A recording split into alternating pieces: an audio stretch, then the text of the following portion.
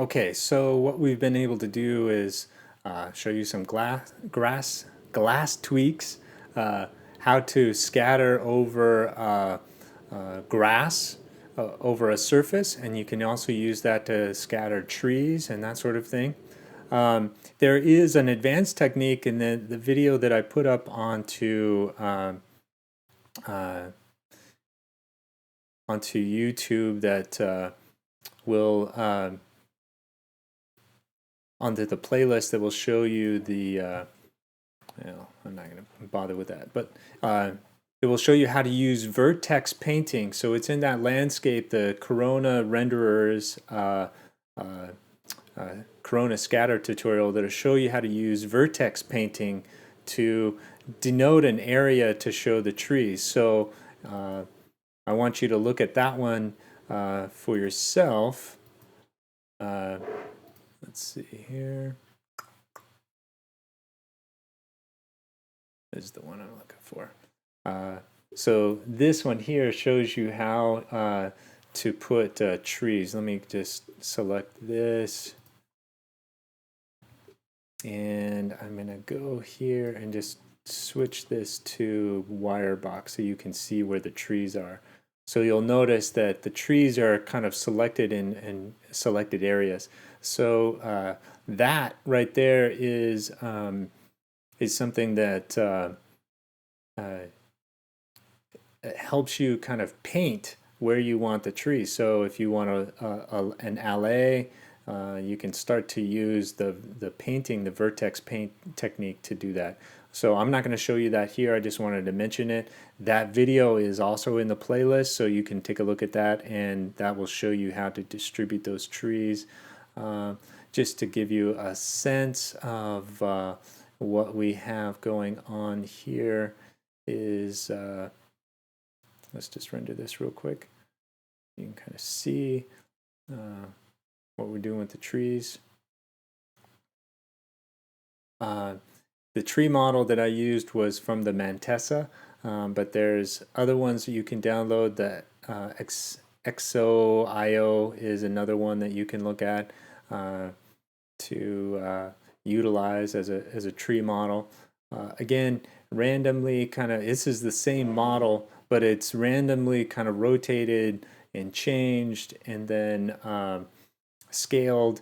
And then I've also, the reason I use that Corona multi-scatter map is that I can change that by instance to give some individual colors to the trees so that they don't look like all the same tree. And that's just a little bit of an advanced technique, so you can see that each one of those. That's also covered in that Corona renderer in more detail, also on the playlist, so check that one out and take a look at that. So I'm going to turn those off since they're processor intensive. And okay, so we've got those Corona scatter. So another little trick that I want to show you is how we can add some people to this area here. So I'm going to select this and put this there. Okay, so we've got some people here that we can do. What this is a feature that's built right into the tab. So if you come here, you can see that we have modeling. We can go into this populate tab. We can drop this down to show the full ribbon. So if we go to the populate tab, we can set up some idle areas. So all I did was define a rectangle idle area. So this will populate some people in there and works out pretty well to do that. So I just click on this and it's going to come in here and ask me to click and drag. And so I've created that. Then it asks me what kind of style I want to display. I can do stick figures, custom skin, textured skin. Well, let's do textured skin this time since I did the other ones just kind of white default so that they weren't ready. And then the way you create it is by creating the simulate. And it's going to take a minute because it's creating 6 people that'll be shown here. Okay, so we've got our 6 people now, and let's go here to our physical camera, and let's render that out and see what our 6 people look like.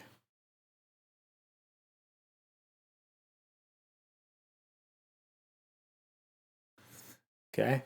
Oh, so you can guess what happened here is that these 6 people here, they they're using they're not using Corona material, so we have to fix that.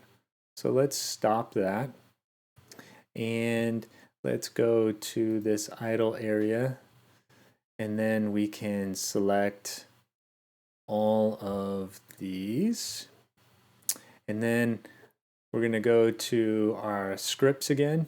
I've added the Corona Convert script to the toolbar, so you can see that there. Watch that video about how to install scripts, and they'll show you how to create that toolbar. But just so we do it, we run the script. I'm going to show you the old way of doing that. Let's see.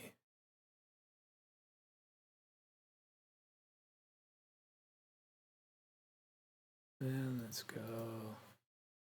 I'm going to use this Corona Convert. So you'll have in your scripts, and then I'll look at Corona Renderer. And then I'm just going to change this to materials of selected objects. Start the conversion. Okay. Now, if we render these things, we should have people that have clothes on. All right. So they're not particularly fancy, but they're close enough to give scale to renderings. That's, kind of a nice thing to do. They can look pretty hokey, so you got to be kind of careful. Sometimes I like to use just the white, but this will give you a kind of a sensibility here. So let's stop that, and let's just zoom in a little bit closer. Close this. Let's zoom in this. Let's click over here. There we go. Select there. Let's zoom in. We can kind of see how beautiful these people are.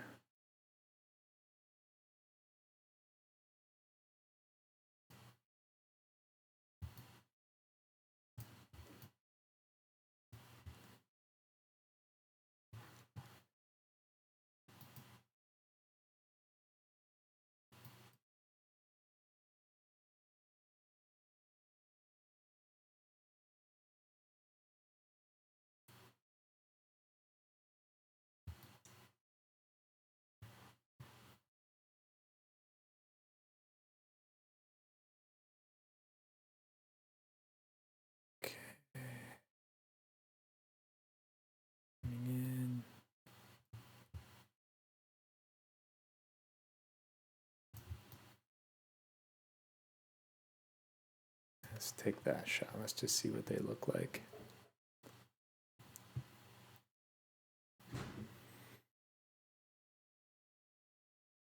Yeah. So you can see that they're okay, but they're not spectacular. So they're probably good to utilize in kind of far off shots and stuff like that.